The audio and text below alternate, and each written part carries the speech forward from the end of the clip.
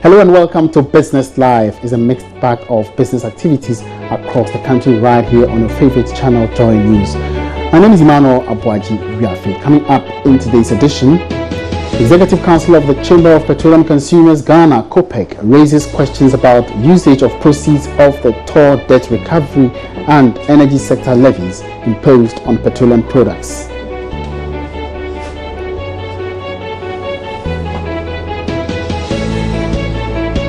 Stakeholder meeting today to address impasse between workers of construction company Desimony and management ends inconclusively as work on construction site of the ENI onshore at Sansuri grounds to a halt.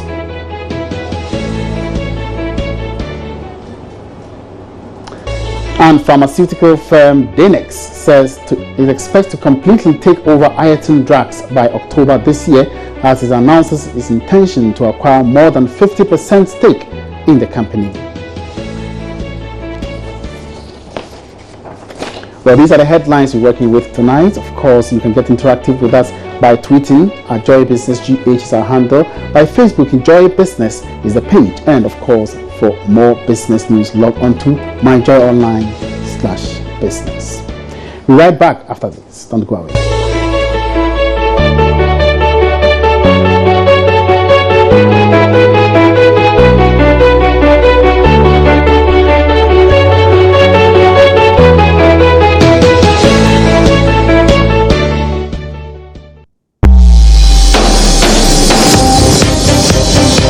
Business Live today is brought to you by GCB Bank.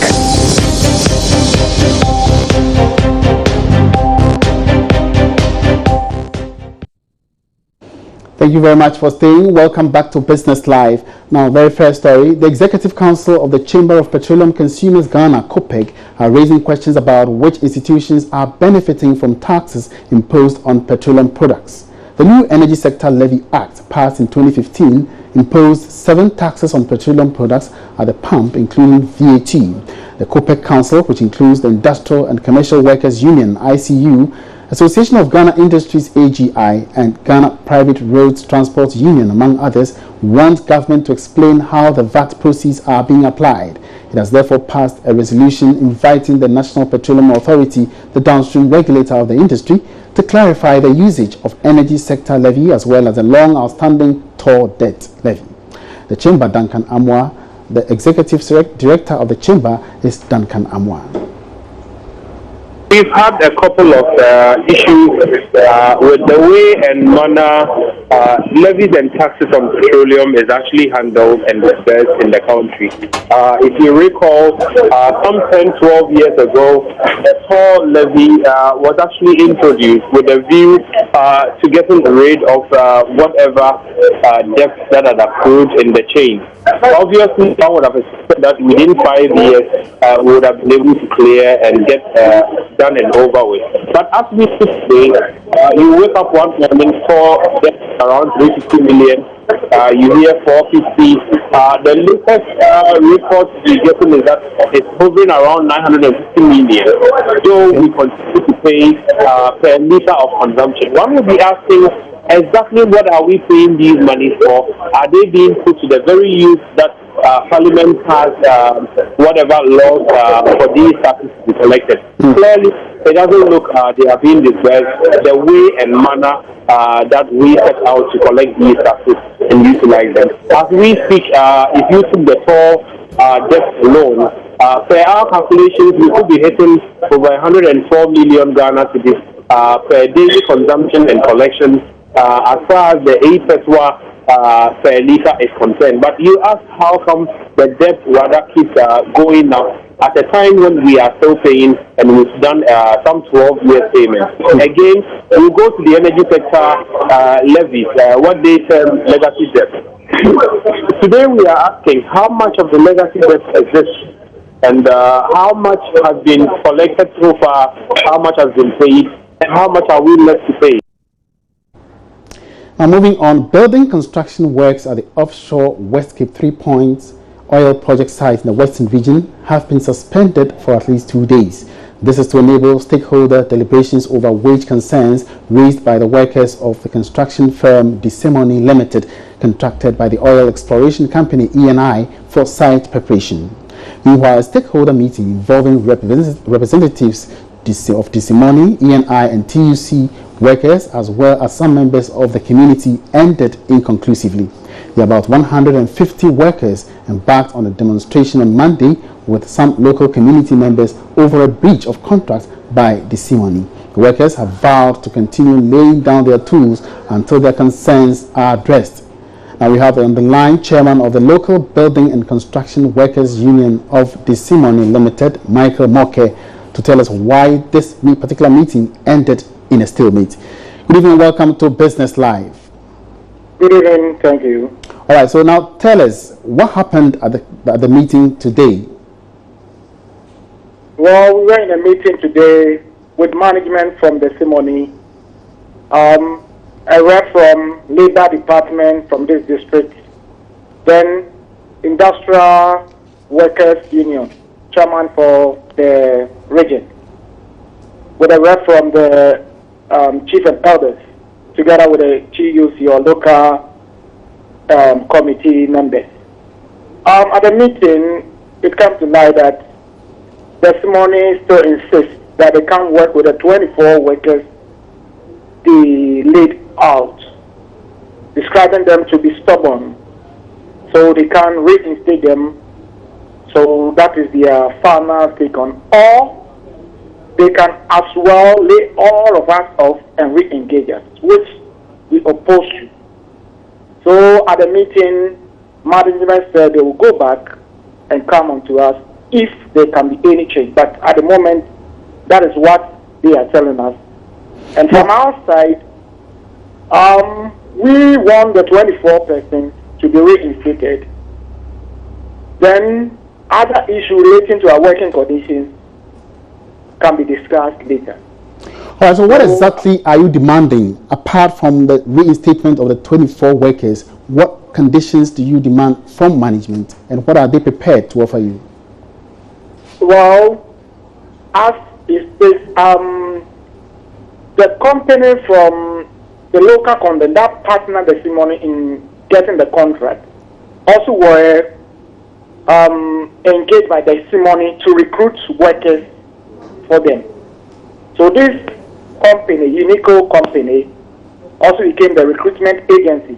And Unico, per the contract is signed concerning our working conditions, laborers were to have 80 CD as wage for a day work, then artisans 120, which Desimony is refusing to go by that.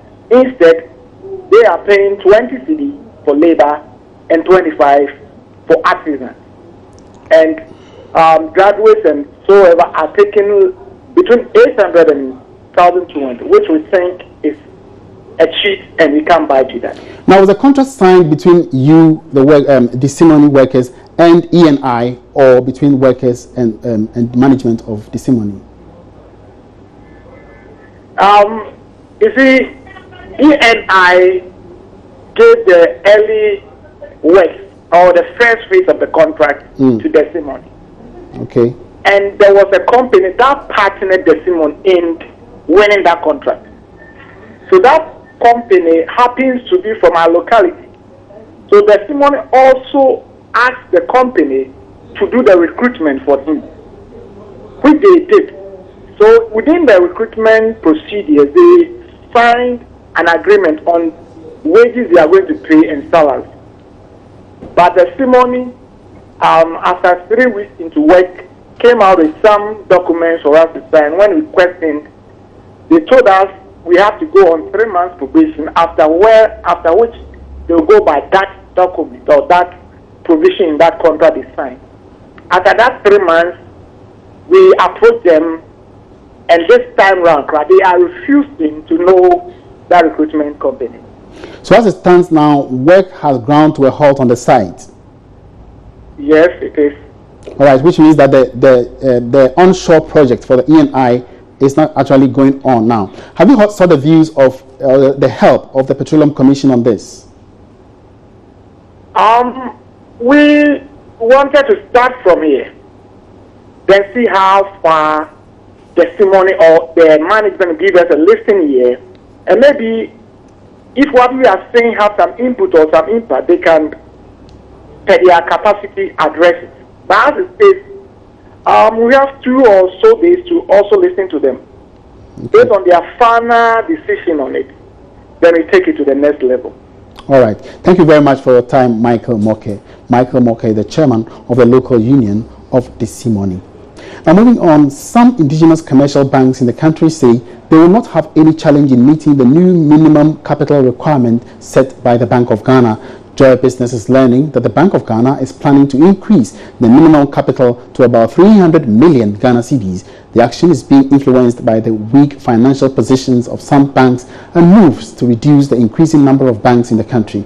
Most local banks in the past have serious challenges in meeting this new capital requirement. But Managing Director of Capital Bank, Reverend Fitzgerald Donko, says his bank will not struggle to meet the capital requirement. As an institution that is regulated by the central bank, we have a responsibility to collaborate with the central bank and also to be able to communicate our concerns, if any, about any policy decision. And so we are very confident that whatever decision is taken concerning the minimum capital will be done with due consideration, especially of indigenous Ghanaian institutions like ours. Are you ready for it? Yes, we are ready. We're ready in the sense that we are confident that we will be given some time frame to be able to come up with this increased capital requirement if that is the decision which is taken. Meanwhile, Deputy Managing Director of Fidelity Bank, Jim Baden, says the increase is long overdue. There are too many small banks in Ghana. The central bank, on my card, I would say should signal a strong consolidation of banks in this country so that instead of having maybe 30 banks, we can consolidate and have maybe 10 banks. The economy of Ghana is not that strong, it's not that big, and I think in order to do that, it's possible that Bank of Ghana will raise the minimum capital requirement to a level that will signal a strong consolidation, and I support that move. In other stories, Chairperson of the U.S. Central Bank, Janet Yellen, has hinted that interest rates in the U.S. could go up before the end of this year. What could be the impact on Ghana's planned Eurobond issue? There is more in this following report. All right, so we'll bring to you that story, that business desk report, later on in the course of this bulletin. All right, so we're taking a short break here. We'll be right back after this.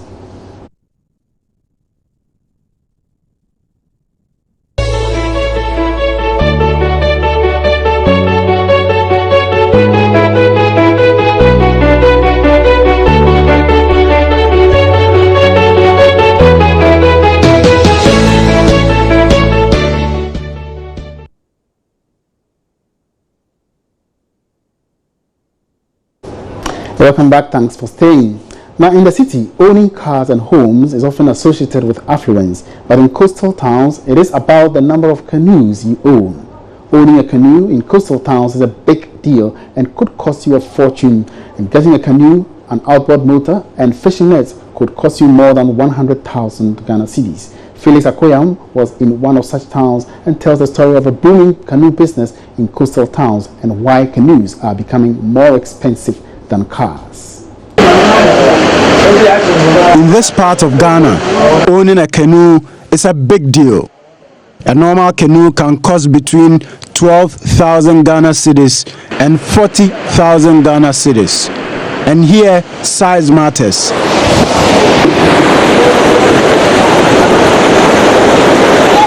The bigger ones are able to take about 35 people.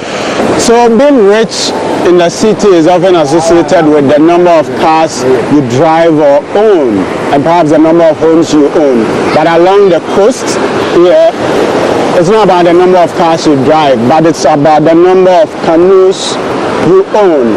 And it will shock you, and indeed it shocked me, discovering that a big canoe could cost as much as 40,000 cedis. The list costs around 12,000 Ghana cedis.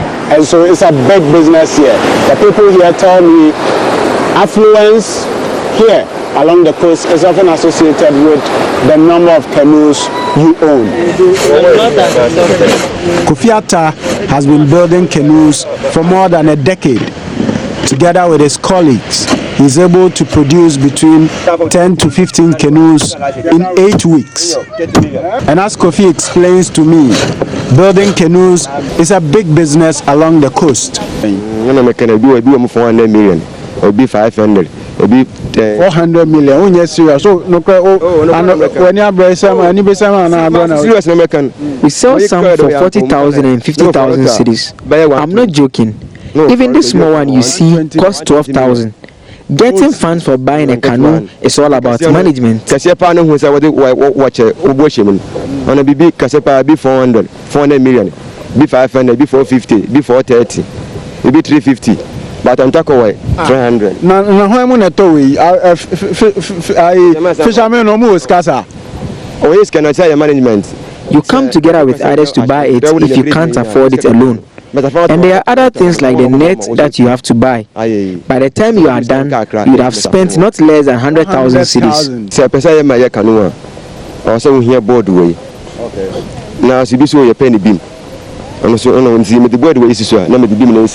Before you construct a canoe, you need different types of wood, nails, paint, quota, and other materials.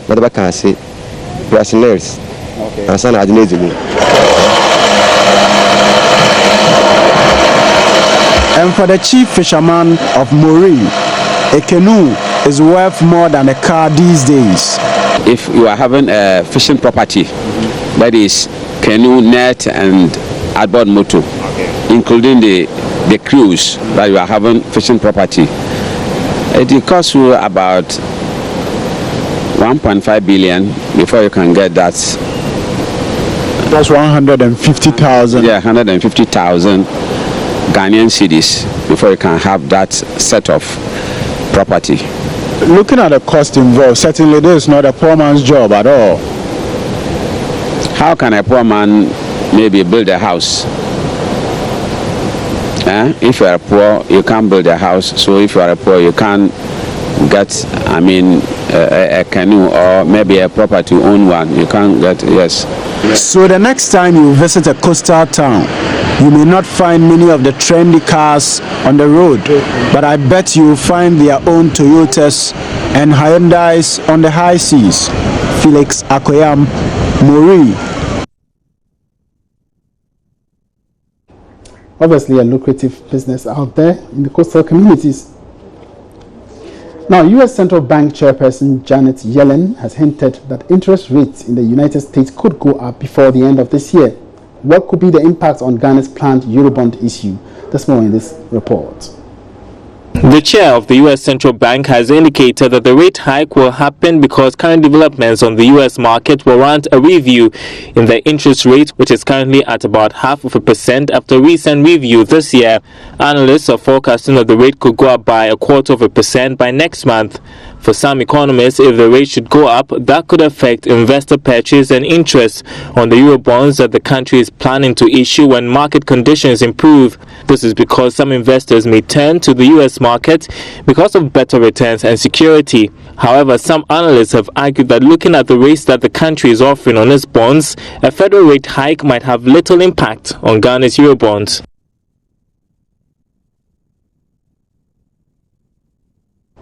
That was a Business Desk report. Now, the Chamber of Mines has called on government to fast-track processes in passing the law that would address irregularities and operational challenges in the management of revenue from the mining sector. Chief Executive of the Chamber, Suleiman Akoni, says the law, as has been done before in the oil sector, would ensure transparency in the utilization of revenue from the mining sector. He spoke to Joy Business on the sidelines of a safety and first aid competition held at Takwa in the Western region in collaboration with the Ghana Manganese Company and the Minerals Commission. Essentially, what we're asking for is more transparency. Look, we've been mining in this country for over a century. Okay, mining is the backbone of the economy. But not too long ago, we found oil, and we found reason to ensure that we have transparency in the utilization, in tracking the flow. Is it that oil and gas is more important than mining? It cannot be. Both of them are extractives. Both are important to the economy. It's so important that, given that they are finite, we ensure that we use them judiciously. And that is why we are asking that once you have more sunshine on the utilization of these revenues, better. We're still live on Business Live. Let's now turn our attention to some international business news updates.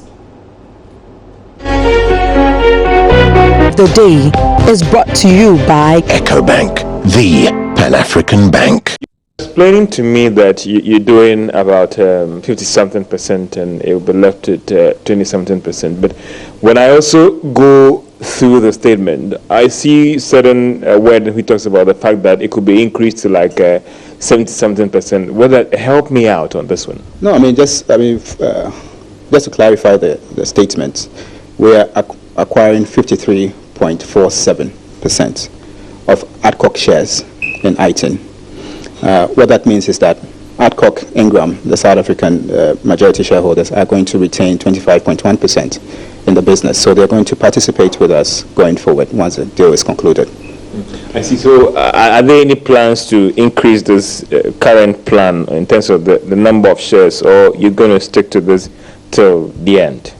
Well, the conversation we had with them has been purely based on this 53.47%, which is the majority, which allows us to manage the business. So at this point, this is a conversation we've had, and we've made it clear to the SEC. The economists will say all other things being equal. When are you hoping, subject?